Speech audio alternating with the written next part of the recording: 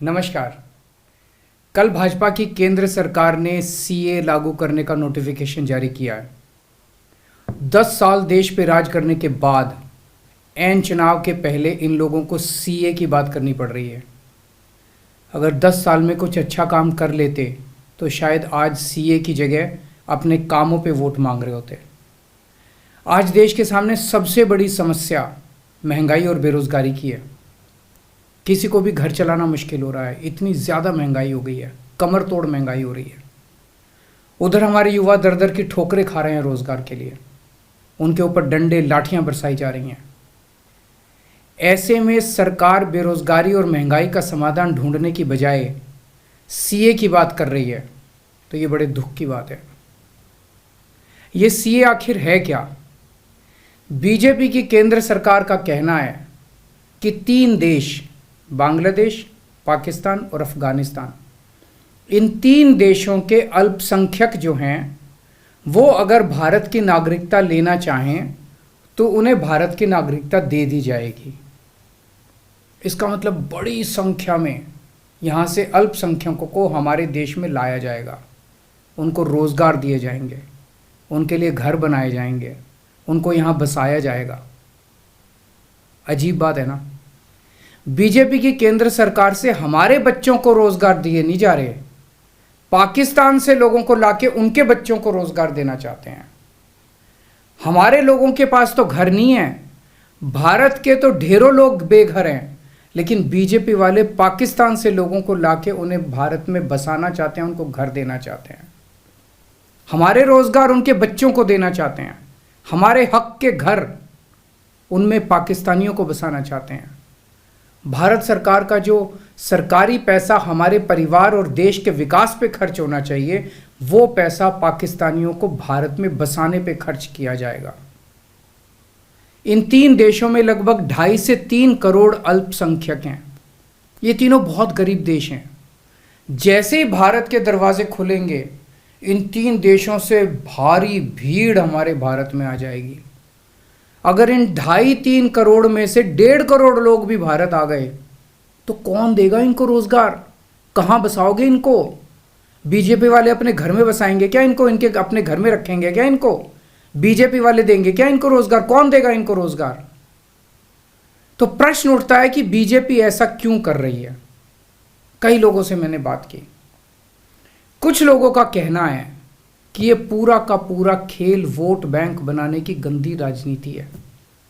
इन तीनों देशों से 1.5-2 करोड़ लोगों को अगर भारत ले आया गया और उनको चुन चुन के इस तरह से देश के अलग अलग भागों में बसाया गया, जिससे जहां जहां बीजेपी के वोट कम हैं वहां झुग्गियां डाल के अगर इन लोगों को वहां बसाया गया तो वहां बीजेपी का एक पक्का वोट बैंक तैयार हो जाएगा, बीजेपी के वोट बढ़ जाएंगे।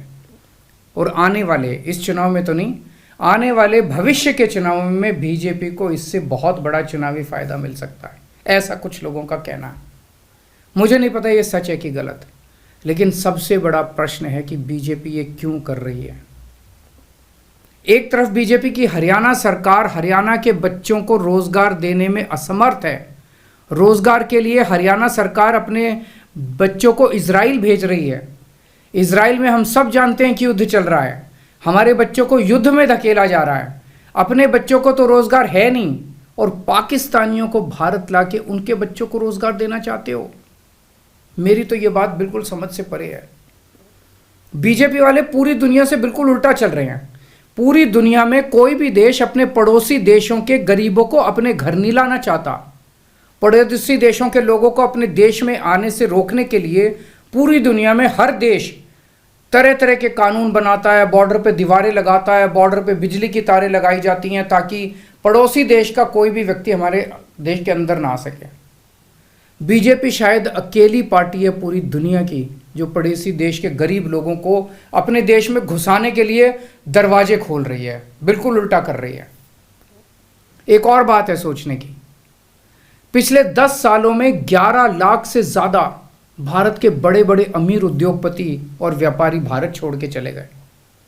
ये लोग भारत में फैक्ट्री चलाया करते थे, इंडस्ट्री चलाया करते थे, बड़े बड़े व्यापार किया करते थे, लाखों लोगों को नौकरी देते थे, रोजगार देते थे। ये बीजेपी की गलत नीतियों और उनके अत्याचार से तंग आके भारत छोड़ के चले गए। अगर बीजेपी को लाना ही है तो इन लोगों को वापस भारत लेके आओ ना, जो भारत छोड़ के चले गए। ये भारत आएंगे, इनके पास पैसा है, भारत में इन्वेस्ट करेंगे, नई नई फैक्ट्रियाँ खोलेंगे, नए नए व्यापार खोलेंगे, अपने बच्चों को रोज़गार मिलेगा।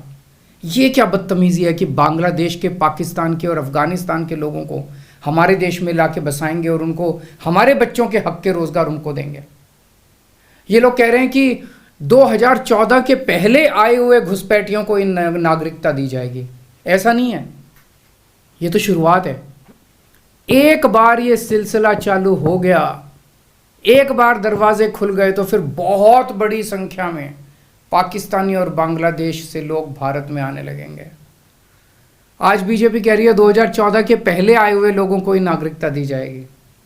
देख लेना, अगले चुनाव में ये बीजेपी वाले इस तारीख को बढ़ा के 2024 कर देंगे कि 2024 के आए हुए पहले वाले लोगों को दी जाएगी और फिर इसे और आगे बढ़ा देंगे। मोटी मोटी बात यह है कि पाकिस्तानियों और बांग्लादेशियों के लिए भारी संख्या में भारत आने के लिए बीजेपी सरकार ने दरवाजे खोल दिए। ये देश के लिए बेहद खतरनाक है और इसका सबसे ज़्यादा खामियाजा उत्तर पूर्व, नॉर्थ ईस्टर्न स्टेट्स भुगत रहे हैं, खासकर आसाम। आसाम के लोगों की भाषा और संस्कृति खतरे में पड़ चुकी है क्योंकि वहाँ पे बांग्लादेश से इतनी बड़ी संख्या के ऊपर इलीगल माइग्रेशन हुआ है।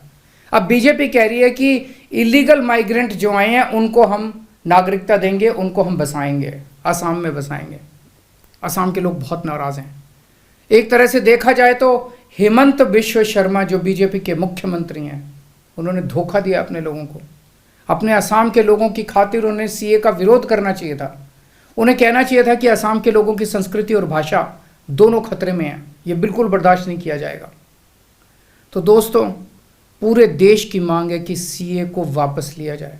हम किसी हालत में अपने बच्चों की नौकरियां, अपने बच्चों के रोज़गार दूसरे देश के लोगों को किसी हालत में नहीं देंगे।